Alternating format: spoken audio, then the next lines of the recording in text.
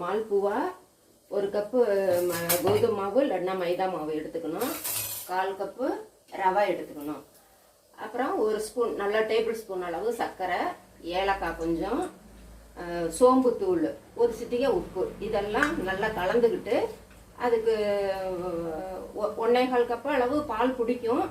நம்ம கொஞ்சம் கொஞ்சமாக காய்ச்சி ஆற வச்ச பால் அதை வந்து நல்லா கலந்துட்டு இட்லி மாவு பதத்துக்கு எடுத்து வச்சுக்கணும்.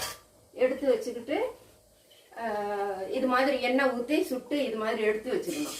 அதுக்கப்புறம் 1/4 கப்பு சர்க்கரையில் 1/4 கப்பு தண்ணி ஊற்றி கொஞ்சம் பிசுக்கு பதமாக பாகு செஞ்சு அதுலேயும் 1 சிட்டிகை உப்பு, குங்குமப்பூ, ஏலக்காய் தூள் இதெல்லாம் போட்டு காய்ச்சி எடுத்து வச்சுக்கணும். அப்புறம் இதில் அதை டிப் பண்ணி எடுத்து வச்சுக்கணும். அவ்வளோதான். எடுத்து வச்சுக்கிட்டு அப்படியே சாப்பிட வேண்டியதான். மேலே நமக்கு டெக்கரேஷனுக்கு பாதாம் பருப்பு, பிஸ்தா பருப்பு இதெல்லாம் தூவி சாப்பிட வேண்டியது. ரொம்ப நல்லா இருக்கும் ஸ்வீட்டாக.